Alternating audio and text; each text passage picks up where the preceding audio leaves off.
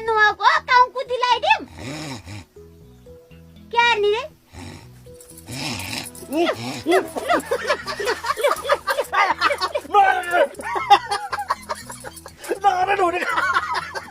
तुला लाइन्छ नि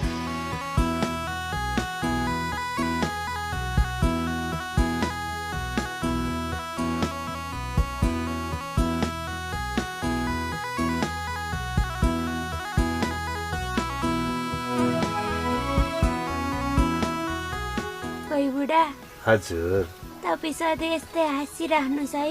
ला ला ला तर यस्तो नाटक हाँसो चाहिँ होइन यस्तै हाँस्नुहोस् मनदेखि हाँस्नुहोस् आज तपाईँले मेरो आडी नाटक गरेर हाँस्नु होइन हो कि नभन्नु त भन्टु कस्तो कुरा गरेको के तिमीले म मनदेखि हाँसेको त हो नि साँच्चैकै हाँसेको हो के भो धेरै मेरो आडी नाटक पाइराख्नु पर्दैन गरे मलाई थाहा हुन्न र तपाईँ मनदेखि खुसी हुनुहुन्छ कि बाहिर मुखदेखि मात्रै खुसी हुनुहुन्छ भनेर हेर्नु पै बुढा मान्छे खुसी हुनलाई सबै कुरा राम्रो हुनपर्छ सबैसित मिलमिलाप हुनपर्छ तर हाम्रो त घर आमासित नै मिलमिलाप छैन त्यसरी झडाएर यहाँ आउनु होइछ आमाको मुन दुखाउनु होइछ कसैको मुन दुखाइसकेपछि हामी कसरी खुसी हुन सक्छौँ तपाईँ त मात्रै मेरो आडी खुसी भएको चाहिँ नाटक गर्नुभएछ हेर्नु है पोइ बुढा यसरी नाटक गरेर त जिन्दगानी चल्दैन नि चल्दैन भन्टु चल्दैन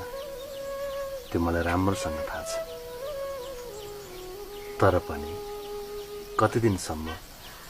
आमाले यस्तो भन्नुभयो यस्तो व्यवहार गर्नुभयो भनेर चिन्ता लिएर बस्ने भन त त्यसैले म केही दिनको लागि भए पनि सबै कुरा बिर्सेर मेरी बन्धुसँग